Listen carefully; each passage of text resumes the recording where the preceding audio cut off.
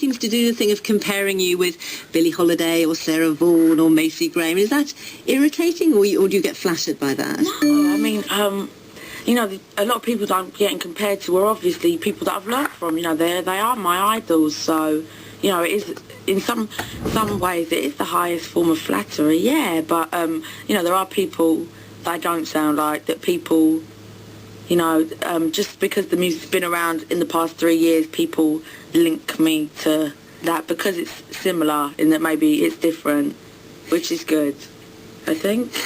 No, I think sure it is. You don't pull any punches in your lyrics. I mean, the song we just heard, you know, calling this guy a lady boy, and you've got another line, the song goes on to say, you should be stronger than me, but instead you're longer than frozen turkey. What did you mean by that? I mean, you know, when you have to do the turkey for Christmas, you've got to take it out the night before. That's how long it is. Like, that's how long he was. He couldn't just do something, you know, he had to make a whole show and dance, song and dance about it, you know. And was that about a real relationship? Oh yeah, I mean, all of the album is based in, it's all personal, yeah, all of it, yeah. So how do your victims react? I don't know. Luckily, he's not my ladyboy anymore, so I don't know. No, I don't think he's gone to defrost somewhere else. No, I don't know. Hopefully, you know, I don't think he cares. He doesn't care.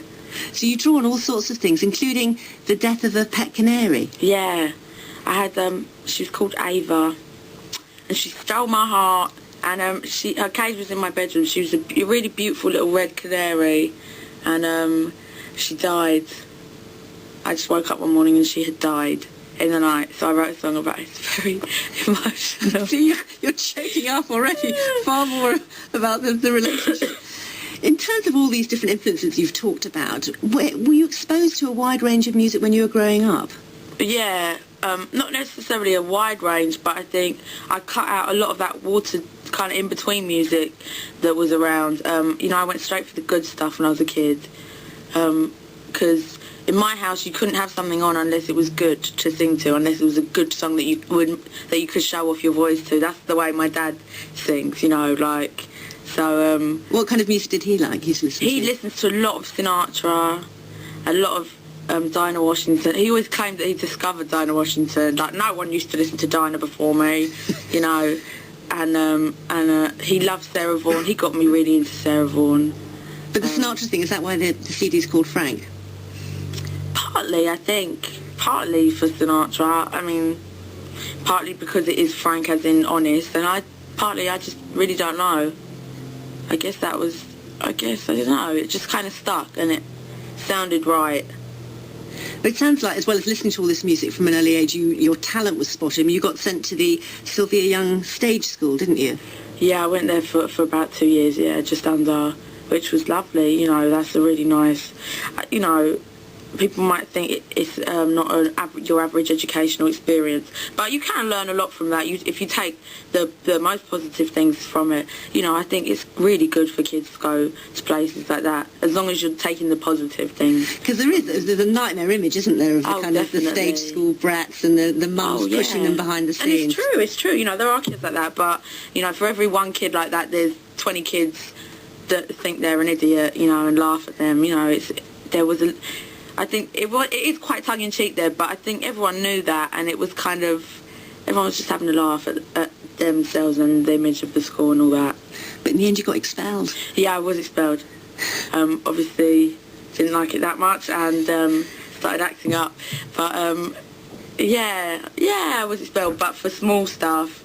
And I think it was more about the fact that I wasn't going to give the headmaster the grades, statistics he wanted or something, I don't know. And the school you ended up with, an all-girls school, which, is that right, you didn't like so much? No, I really hated it.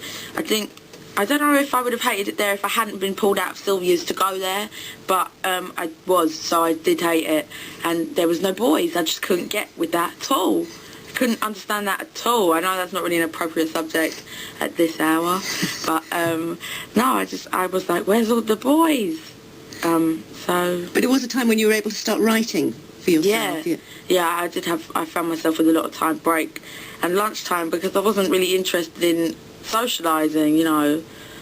you know, at my last school, the break times would fly by. Literally, it would feel like you had 2 minutes for a break. But at this school, you know, I'd be in the music room for what felt like hours and hours.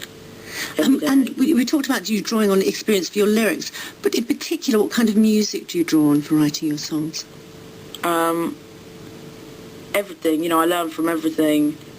Definitely. I mean, you learn from good singers, you learn from good soloists. You learn from good anyone. You can learn something positive from anyone who has that, who has goodness musically. If you're picking up little bits more having very eclectic musical taste, is that a problem when it comes to marketing your music, which is obviously, you know, a very big part nowadays of being a performer? Do they want you to be much more in a certain box? I don't know. I just write the music. I don't know how it should be marketed or anything. I guess that's their job to sell it. I'm not the one who has to sell it. I don't care.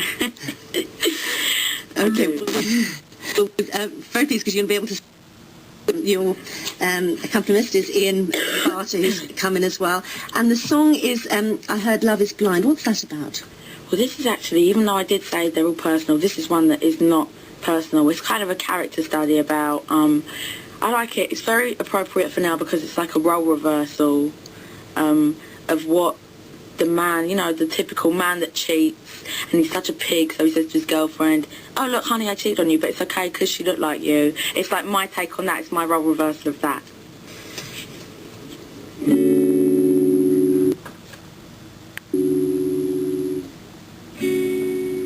I couldn't resist him. His eyes were like yours. His hair was exactly your shade of brown. Now he's just not as tall, but I couldn't tell when it was dark and I was lying down. You are everything. He means nothing to me, and I can't even remember his name. So why are you so upset when baby you weren't there? And I was thinking of you when I came. What do you expect? You left me here alone. I drank so much, needed your touch. Now don't overreact. Yes, I pretty was you, 'cause you wouldn't want me to be.